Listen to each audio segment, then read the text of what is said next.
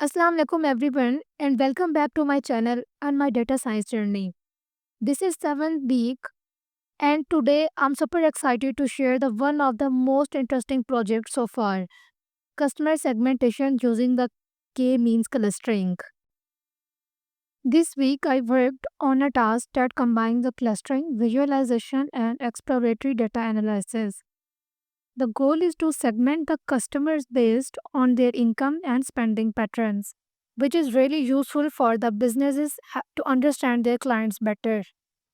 So I chose this data set because it is easy to work with the practical and clearly shows the patterns that are perfect for practicing these techniques. So the data set I used is the mall customers data set, which contains the features like customer ID, gender, age, annual income, and spending scores.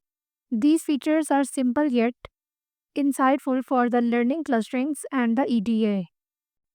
In first step, I imported all the required libraries. I used pandas for the data handling, skitlearn for the clustering, and the plotly for the interactive visualization, and the Seaborn and the matplotlib for the plotting.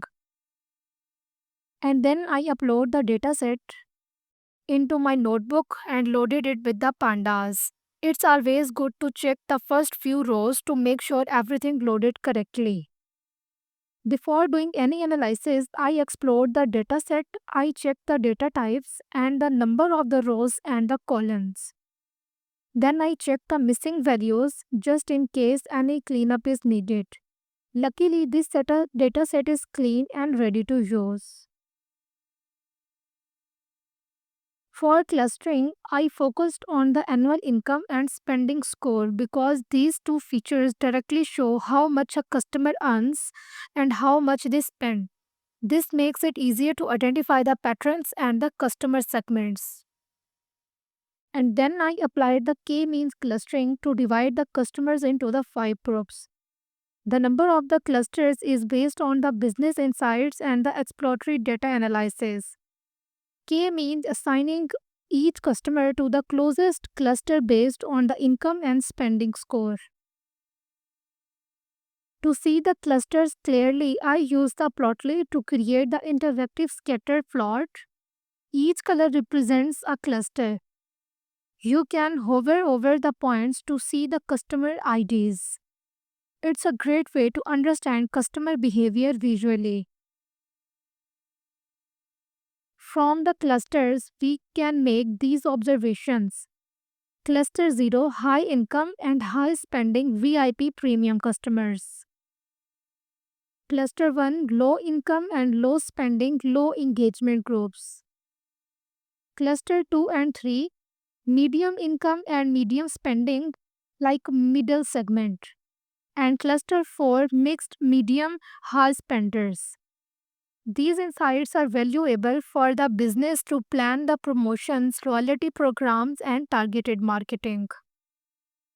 After clustering, I performed the EDA to understand the dataset better.